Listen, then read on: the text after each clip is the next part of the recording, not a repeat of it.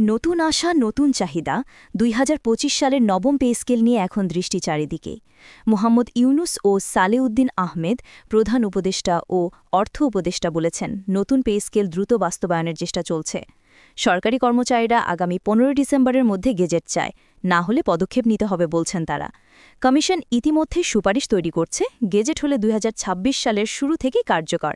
কি হবে ১:৪ অনুপাতে সর্বনিম্ন বেতন, সবাই দৃষ্টিপাত করছে।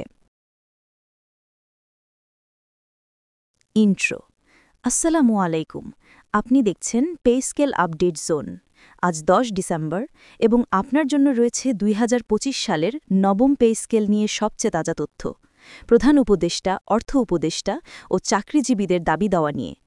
ভিডিও শেষে জানবেন কেন ডিসেম্বর মাস এখন এত গুরুত্বপূর্ণ, তাই আজকের এই ভিডিও শেষ পর্যন্ত দেখুন। আপনি যদি আমাদের pay scale update zone YouTube চ্যানেলের নতুন দর্শক হয়ে থাকেন, তাহলে আমাদের চ্যানেলটি সাবস্ক্রাইব করে ভিডিওতে লাইক, কমেন্ট ও শেয়ার করুন। তো শুরু করা যাক আজকে প্রতিবেদন। গত জুলাইয়ে গঠন করা হয় একটি নতুন জাতীয় বেতন কমিশন, যাদের রয়েছে সাবেক অর্থ সচিব ও পল্লী কর্মসহায়ক ফাউন্ডেশনের চেয়ারম্যান জাকির আহমেদ খান। এই কমিশনের উদ্দেশ্য ২০১৫ সালের পুরানো পে স্কেল, যা এখন আর বর্তমান মূল্যস্ফীতি বা জীবনযাত্রার সঙ্গে সামঞ্জস্য রাখে না, সেটাকে আপডেট ও পুনর্বিন্যাস করা। সুপারিশ চূড়ান্ত হওয়ার পরই বেতন ভাতা, বাড়ি ভাড়া, ইনক্রিমেন্ট ভাতা ও অন্যান্য সুযোগ সুবিধা সবকিছু নতুন প্রেক্ষাপটে সাজানো হবে। আগামী ১৫ ডিসেম্বরের মধ্যে গেজেট হয় এমন সময়সীমা দিয়েছে সরকারি কর্মচারীদের সংগঠন। যদিও গেজেট না হয়, তাহলে ১৭ ডিসেম্বর থেকে কঠোর কর্মসূচি বা আন্দোলন শুরু করার হুঁশিয়ারি দেয়া হয়েছে। সরকারি সূত্র জানাচ্ছে, ডিসেম্বরেই কমিশনের প্রতিবেদন জমা পড়তে পারে, আর গেজেট হলে নতুন পে স্কেল কার্যকর হবে সম্ভবত ২০২৬ সালের শুরু থেকেই। অর্থ উপদেষ্টা সালেউদ্দিন আহমেদ নিয়মিত বলছেন, আমরা অর্থনৈতিক সক্ষমতা, বাজেট ভারসাম্য সব দিক বিবেচনা করছি। তবে তিনি স্পষ্ট করছেন, চূড়ান্ত সিদ্ধান্ত বর্তমান অন্তর্বর্তী সরকার নেবে না, আগামী নির্বাচিত সরকারই সিদ্ধান্ত নিবে। একই সঙ্গে সুপারিশ জমা দেয়া, যাচাই বাছাইয়ের কাজ চলছে, দ্রুত কাজ শেষ করার প্রতিশ্রুতি দিচ্ছেন সংশ্লিষ্টরা।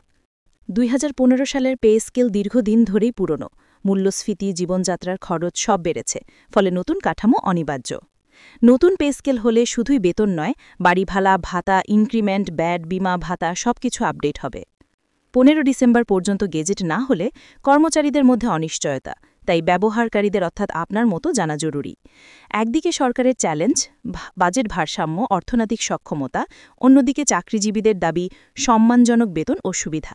গেজেট হলে বেতন ও ভাতার নতুন কাঠামো, স্থির বেতন ভাতা, বাড়ি ভাড়া, চিকিৎসা, যাতায়াত ভাতাসহ সামগ্রিক সুবিধা। ১:৪ অনুপাতে সর্বনিম্ন বেতন অনেক সরকারি কর্মচারীর প্রধান দাবি, সম্ভবত তার দিকে এগোনোর চেষ্টা।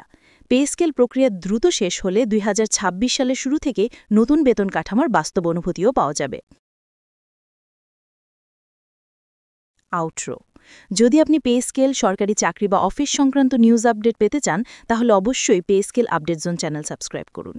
কমেন্টে জানান আপনি কি আশা করছেন, ১:৪ অনুপাতে বেতন, ন্যূনতম ৩৫,০০০ টাকা সহ নতুন ভাতা, নাকি অন্য কিছু। নেক্সট ভিডিওতে দেখা হবে ইনশাল্লাহ।